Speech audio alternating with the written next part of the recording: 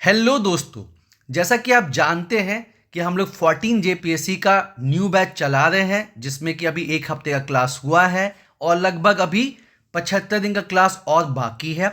इसमें अभी तक 2 टेस्ट हुए हैं और हम लोगों ने एसपीटी कवर अप कर लिया है, इन्वायरमेंट थोड़ा कवर अप कर लिया है और 2 जनजाति, मुंडा जनजाति और जो है आपका संथाल जनजाति कवर अप कर लिया है।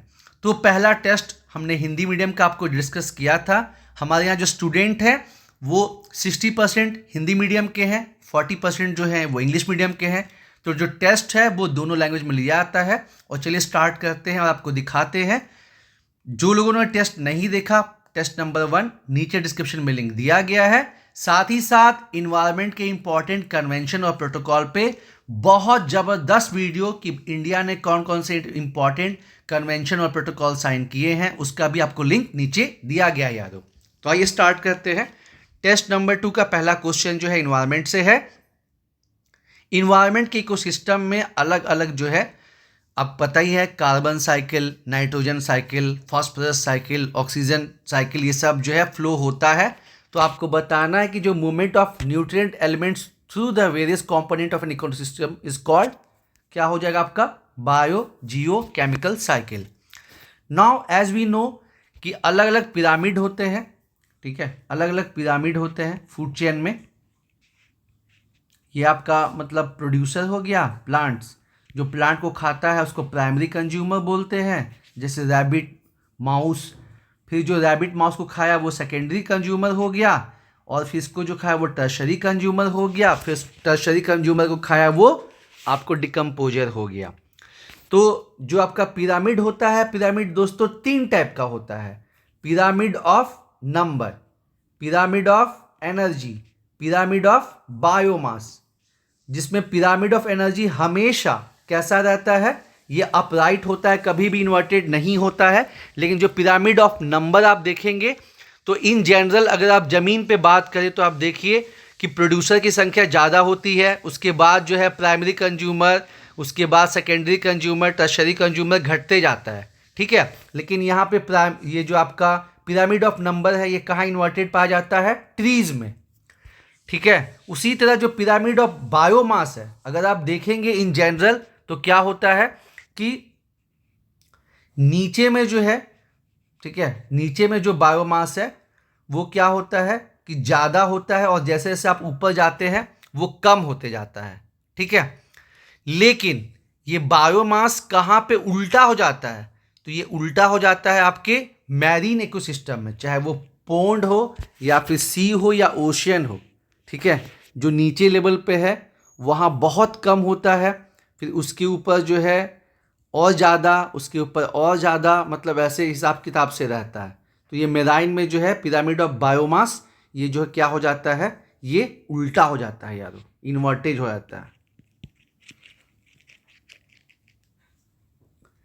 किगाली अमेंडमेंट, ठीक है। अब अगेन इन्वायरमेंट से संबंधित क्वेश्चन है, और इन्वायरमेंट में दोस्तों काफ़ी प्रॉब्लम होता है, इसलिए हम लोग क्या करते हैं कि जो भी कॉम्प्लिकेटेड टॉपिक है उसको पहले पढ़ा देते हैं, ठीक है। तो जो किगाली अमेंडमेंट है, इससे किसके प्रोडक्शन को या यूज़ को जो है कम करना है, तो देखिए जो हाइड्रोफ्लोरोकार्बन है इसको 2016 में जो है ऐड किया गया है मॉन्ट्रियल प्रोटोकॉल में। क्योंकि आपको पता है कि 1985 में ओजोन के लेयर में एक होल हो गया था, और उसके चलते फिर काफ़ी प्रॉब्लम जो है क्रिएट हुआ। फिर आपको वियना कन्वेंशन हुआ, फिर मॉन्ट्रियल प्रोटोकॉल जो अभी तक का मोस्ट सक्सेसफुल प्रोटोकॉल है वो किया गया, और उसमें ऐसे कोई भी कंपाउंड जो कि ओजोन की लेयर को नुकसान पहुंचाती है उसको ऐड किया गया। पहले क्लोरोफ्लोरोकार्बन, हाइड्रोक्लोरोफ्लोरोकार्बन, लेकिन HFC को छोड़ दिया गया था, और अब HFC को भी उसमें शामिल कर लिया गया है। एयर पोल्यूशन को रोकने के लिए भारत सरकार एक प्रोग्राम चलाती है जिसका नाम है नेशनल क्लीन एयर प्रोग्राम। इसको जो है 2025-26 तक एक्सटेंड किया गया है, और चूंकि इसको एक्सटेंड किया गया है इसीलिए जो इसका टारगेट है, जो पहले 33 से 35% था, उसको बढ़ा के अब कितना कर दिया गया है, 40%। और इसमें जो है PM पर्टिकुलर मैटर 10 और PM 2.5 को जो है उसके मतलब ये पॉल्यूटेंट को जो है वो घटाना है।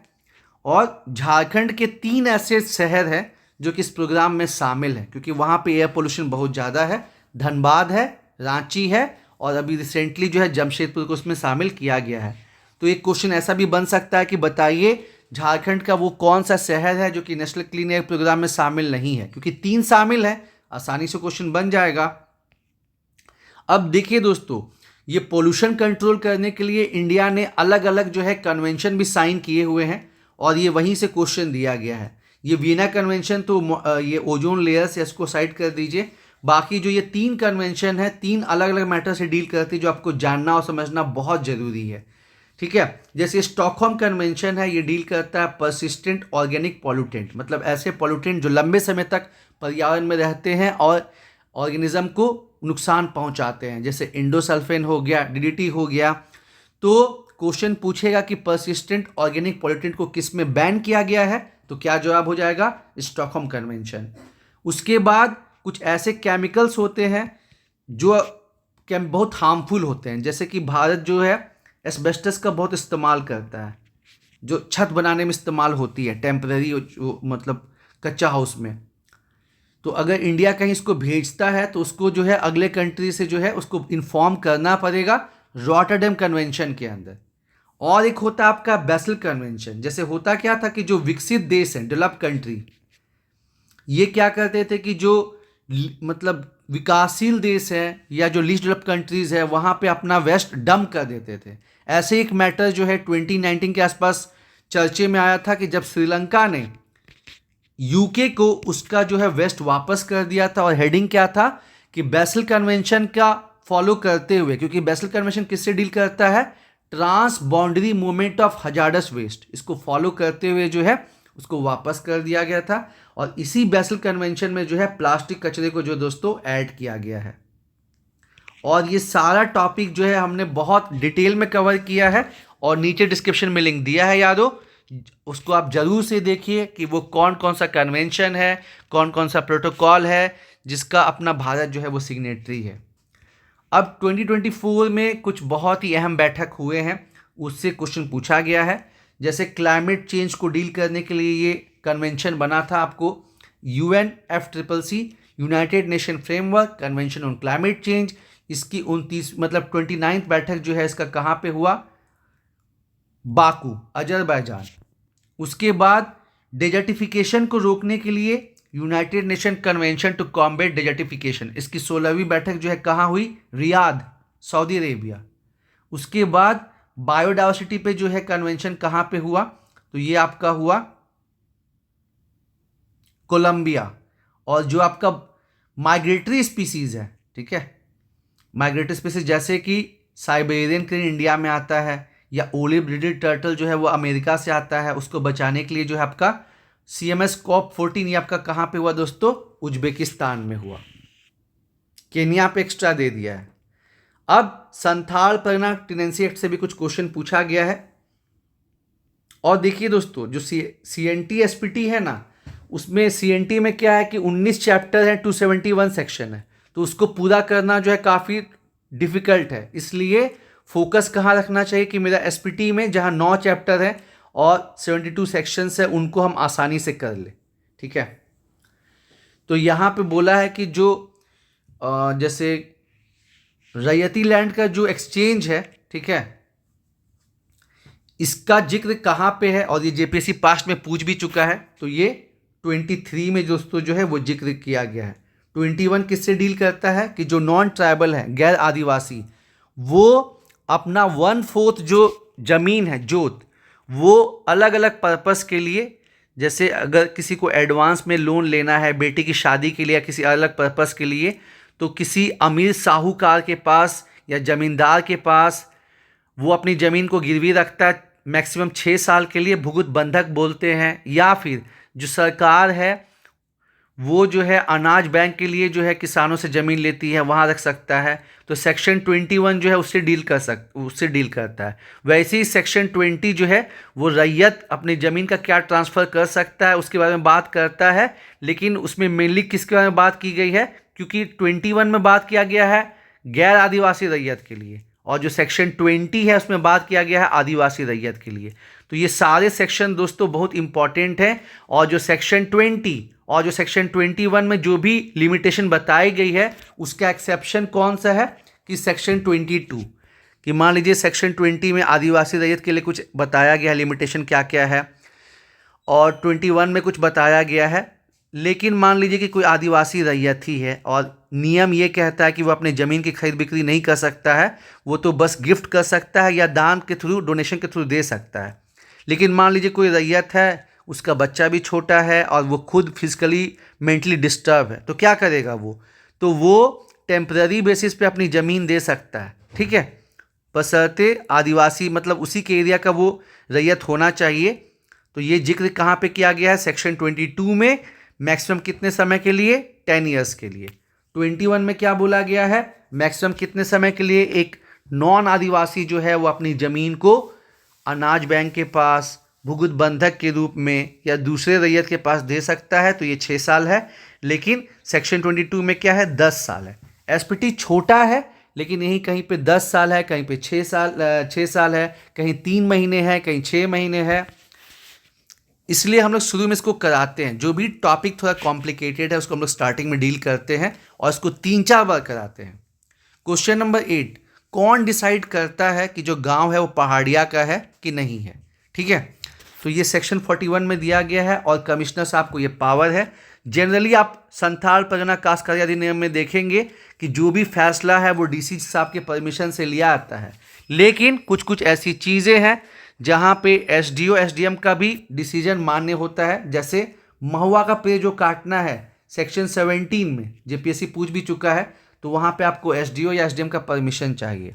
और मैंने अभी आपको बताया ही कि गांव जो है वो पहाड़िया का है कि नहीं, वो कमिश्नर साहब डिसाइड करेंगे। एट द सेम टाइम जो फैसला लिया जा चुका है उनके द्वारा या उनके सबऑर्डिनेट के द्वारा उसको बदलने का भी जो पावर है, रिव्यू करने का मतलब पावर, वो किसके पास है? कमिश्नर साहब के पास है। बहुत इंपॉर्टेंट है।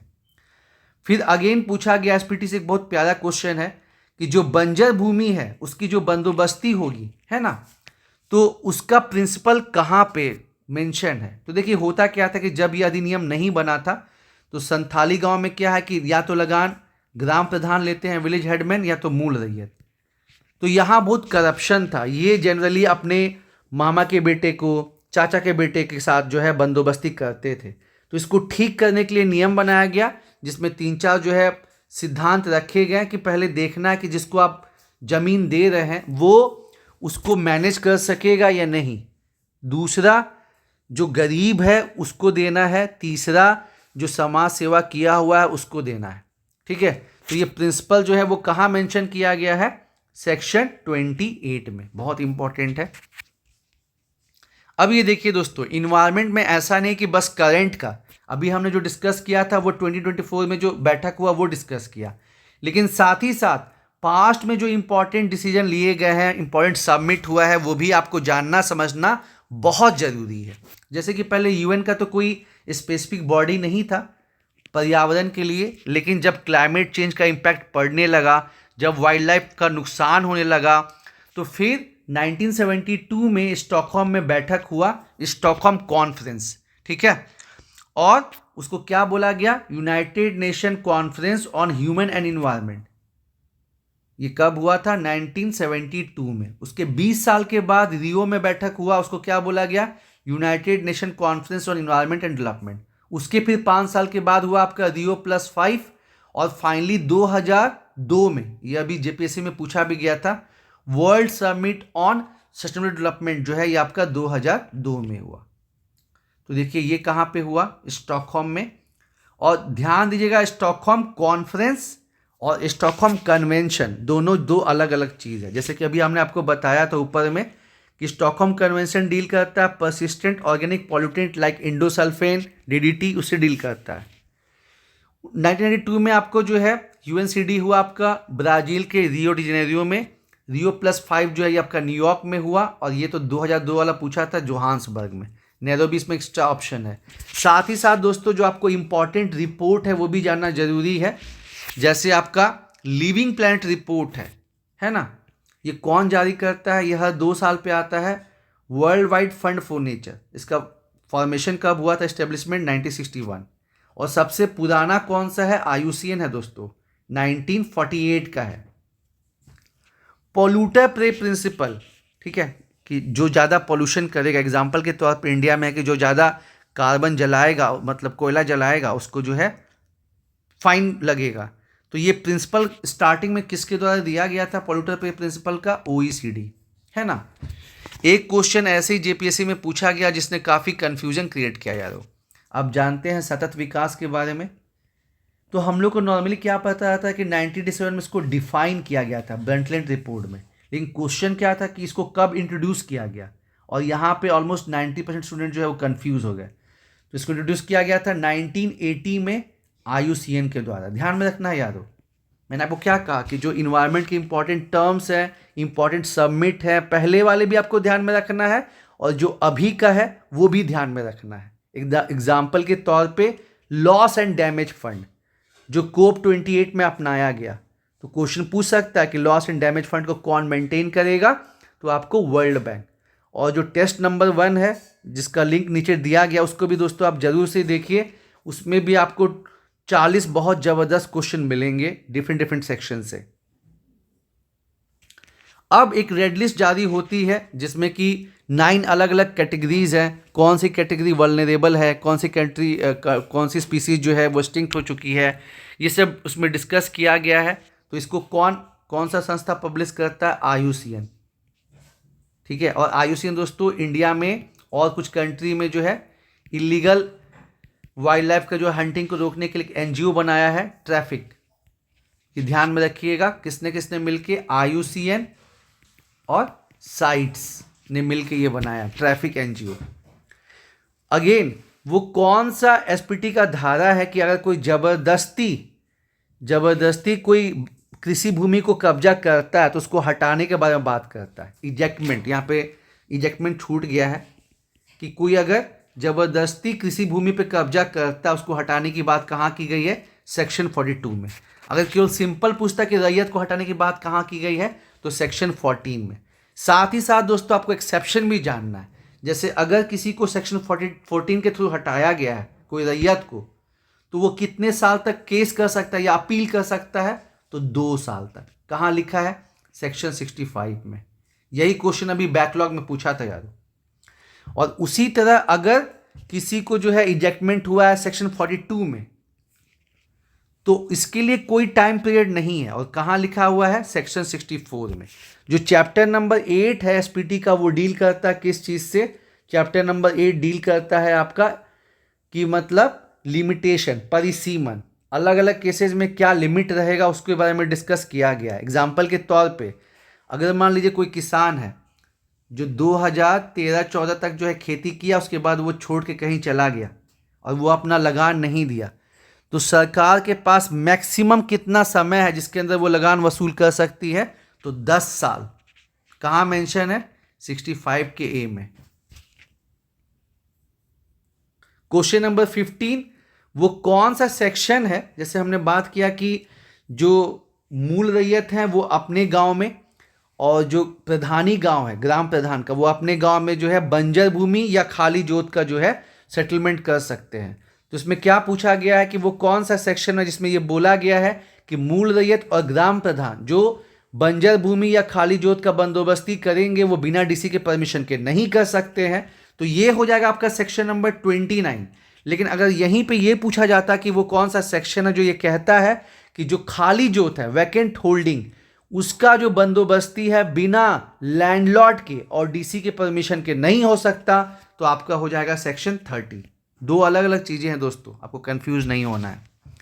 अब आइए, वो कौन सा फंडामेंटल ड्यूटी है, मौलिक कर्तव्य, जिसमें कि पर्यावरण को बचाने की और उसको इम्प्रूव करने की बात की गई है, तो ये है 51A का ऑप्शन नंबर G। कई बार ये पूछ लेते हैं कि कौन से कमेटी के रिकमेंडेशन पे 1976 में मौलिक कर्तव्य को ऐड किया गया था, तो स्वर्ण सिंह कमेटी। स्टार्टिंग में मौलिक कर्तव्य संविधान का पार्ट नहीं थे यारों। अगेन पॉल्यूशन मतलब इन्वायरमेंट का एक बहुत बढ़िया क्वेश्चन कि जो नेशनल बायोडायवर्सिटी अथॉरिटी है इसका हेडक्वार्टर कहाँ पे है, तो आपको जो है लोग क्या सोच लेते हैं कि न्यू दिल्ली, लेकिन हेडक्वार्टर जो है वो चेन्नई में है। और गवर्नमेंट में जो है बायोडायवर्सिटी के लिए अधिनियम बनाया कब? 2002 में, ध्यान रखना है। इन्वायरमेंट से ही संबंधित जो है ये चीज़ दिया गया है। यहाँ पे थीम भी पूछता है यार, तो मैं तो आपको ये इंसिस्ट करूँगा कि आप जरूर से देखें कि बायोडायवर्सिटी का थीम क्या है, इन्वायरमेंट का थीम क्या है, ओजोन प्रोटेक्शन का क्या है, वाइल्ड लाइफ डे का क्या है। तो बायोडायवर्सिटी का है आपका 22 मई, इन्वायरमेंट का है 5 जून, ओजोन प्रोटेक्शन का 16 सितंबर, वाइल्ड लाइफ का है 3 मार्च। क्वेश्चन नंबर 19 अगेन बहुत प्यारा क्वेश्चन है। और जैसा कि आपको पता है कि 1992 में अर्थ समिट में अलग अलग चीज़ों को बचाने के लिए अलग अलग जो है वो काम किया गया। तो जैव विविधता को बचाने के लिए, बायोडायवर्सिटी के लिए जो है एचटी टारगेट भी रखा गया था। तो ये एचटी टारगेट जो है 2011 से 2020 तक चला और ख़त्म हो गया। तो अभी COP15 जो हुआ था आपका, ठीक है, COP15 जो आपका हुआ था दिसंबर 2022 में, है ना। तो यहाँ पे कनाडा में हुआ था और चाइना और कनाडा ने मिलकर इसको होस्ट किया था। तो यही एचटी टारगेट का जगह जो है वो जो है Kunming Montreal global biodiversity framework को अपनाया गया। और इसमें एक टारगेट क्या रहा? 30x30, 30% प्लैनेट को जो है आपको बचाना है 2030 तक, बहुत इंपॉर्टेंट है। प्लस पेस्टिसाइड से जो खतरा उसको 50% कम करना है। मतलब 4 जो है उसमें मेन टारगेट को जो है रखा गया है यादों। Kunming Montreal global biodiversity framework, ये ध्यान रखना है। अब कुछ अंतर्राष्ट्रीय कन्वेंशन है जो आपको जानना बहुत जरूरी है। जैसे बुडापेस्ट कन्वेंशन, ये किससे डील करता है? साइबर सिक्योरिटी से। पूछेगा कि क्या इंडिया इसका सिग्नेटरी है, तो जवाब है नहीं, क्योंकि इसमें एक ऐसा भी प्रोविजन है जिसमें आपको अपना हार्डवेयर का इंफॉर्मेशन जो है वो शेयर करना रहता है, इसलिए इंडिया ने इसको साइन नहीं किया है। क्वेश्चन नंबर 21, सेंदाई फ्रेमवर्क का संबंध किससे है? तो ये जो है आपदा प्रबंधन से है। और ध्यान रखिएगा सेंदाई फ्रेमवर्क के 4 पिलर्स हैं, और जो भी कंट्री 2030 तक अपने यहाँ कुछ भी डिजास्टर मैनेजमेंट का चीज़ करेगी तो उसको जो है सेंदाई फ्रेमवर्क को इम्प्लीमेंट अपने यहाँ करना ही करना है। क्वेश्चन नंबर 22, इंडिया के कितने बायोस्फीयर हैं जैव मंडल जो कि यूनेस्को के वर्ल्ड बायोस्फीयर लिस्ट में आते हैं? तो इंडिया में तो पहले जान लीजिए कि 18 जैव मंडल है बायोस्फीयर, और उसमें से जो 12 हैं वो यूनेस्को के वर्ल्ड बायोस्फीयर लिस्ट में आते हैं। दोस्तों आपको एक बात जानना बहुत जरूरी है कि कोई भी देश जो है वो अपने यहाँ national park, wild life sanctuary खुद से बना सकता है, लेकिन जब वो जैव मंडल बनाता है बायोस्फीयर तो इसको यूनेस्को को इन्फॉर्म करना पड़ता है, क्योंकि यूनेस्को ने ही 1971 में man and biosphere programme start किया था। क्वेश्चन नंबर 23, भारत आप जानते हैं दोस्तों 80% पेट्रोलियम और नेचुरल गैस जो है वो इंपोर्ट करता है, और उसके चलते उसको काफ़ी नुकसान झेलना पड़ता है। तो इंडिया ने टारगेट किया है कि हम 2047 तक, जब देश का 100 ईयर्स कंप्लीट हो जाएगा इंडिपेंडेंस का, तो हम एनर्जी मतलब ऊर्जा में आत्मनिर्भर बन जाएंगे। ठीक है, यहाँ कंफ्यूजन क्या होता है, 2017 में इंडिया में टारगेट किया है कि हम क्या करेंगे, कार्बन न्यूट्रल हो जाएंगे, वो एक अलग चीज़ है। लेकिन एनर्जी प्रोडक्शन कैसे होगा, ये इंडिया जो है टारगेट किया कि 2030 तक 50% जो प्रोडक्शन करते हैं एनर्जी का वो नवीकरणीय ऊर्जा से होगा, जैसे solar, wind, small hydel nuclear power plant. और इंडिया साथ ही साथ नेशनल ग्रीन हाइड्रोजन मिशन पे भी काम कर रहा है। और फिर इलेक्ट्रॉनिक व्हीकल हो गया, बायोफ्यूल पॉलिसी हो गया, ये सब भी इंडिया कर रहा है। चूंकि इंडिया में इन्वायरमेंट का केसेस बढ़ रहा था तो कोर्ट्स पे प्रेशर आ रहा था, तो एक अलग से जो है न्यायाधिकरण नेशनल ग्रीन ट्रिब्यूनल का गठन किया गया। कब? 2010, जिसका हेडक्वार्टर कहाँ पे है? न्यू दिल्ली में। झारखंड सरकार ने कब झारखंड स्टेट बायोडायवर्सिटी अथॉरिटी को इस रूल को पारित किया? तो 2007 में। इंडिया ने किया 2002 में, उसके 5 साल के बाद। गंगा नदी के पोल्यूशन को रोकने के लिए national Ganga river basin authority का गठन कब किया गया? 2009। अब झारखंड का ये सेंचुरी है, झारखंड में 11 सेंचुरी है। लावालौंग कहाँ पे है? चतरा। पालकोट कहाँ पे है? गुमला। उधवा बर्ड कहाँ पे है? साहिबगंज। और झारखंड में एक ही जो है नेशनल पार्क और टाइगर रिजर्व है आपका, पलामू वाला। ठीक है, बहुत इंपॉर्टेंट है। उसके बाद जो है मतलब जो नेशनल पार्क है आपका, वो लातेहार में जो है, और पलामू में उसका कुछ एरिया जो है वो फैला हुआ है, एक ही है, ठीक है। UNESCO started man and biosphere programme तो कब किए? 1971 में। उसके बाद एज पर भारत सरकार ने अभी हाल ही फिलहाल में स्टेट फर्स्ट रिपोर्ट, अपना 18वां रिपोर्ट जो है प्रेजेंट किया है। इसके अनुसार झारखंड में कहाँ सबसे कम जंगल है? तो पहले जो है 2 बार में जामताड़ा था, इस बार अब देवघर हो गया है यारो, 8% के आसपास। और परसेंटेज में कहाँ सबसे ज़्यादा है? 55% जो है आपका लातेहार में है, ठीक है। इस चीज़ को दोस्तों ध्यान दीजिएगा। एरिया वाइज बात करेगा तो आपको पश्चिमी सिंहभूम में, ठीक है। और अगर पूछा कि 2021 के कंपैरिजन में कहाँ जंगल सबसे कम हो गया है, तो आपका चतरा हो जाएगा। ये आपको सेक्शन बहुत अच्छे से तैयार करना है, खासकर जो झारखंड के पर्सपेक्टिव में, क्योंकि पेपर नंबर 2 में 2 से 3 क्वेश्चन जो है इससे आते हैं। बायोस्फीयर जो है वो आईयूसीएन कैटेगरी किस में है? तो 5 में है। और नेशनल पार्क किस में है? तो आपका 2 में है यारो। तो दोस्तों उम्मीद है आपको जो है ये क्वेश्चन और डिस्कशन पसंद आए होंगे। आप नीचे डिस्क्रिप्शन में लिंक जरूर से देखिए, वहां पे जो है टेस्ट नंबर 1 का दिया हुआ है, और इन्वायरमेंट के 2 बहुत ही प्यारे वीडियो बनाए गए हैं, उससे आपको बहुत आइडिया मिलेगा यारो।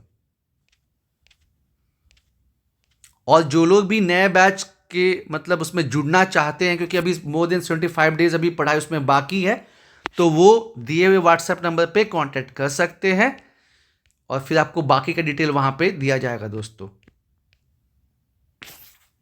Thank you.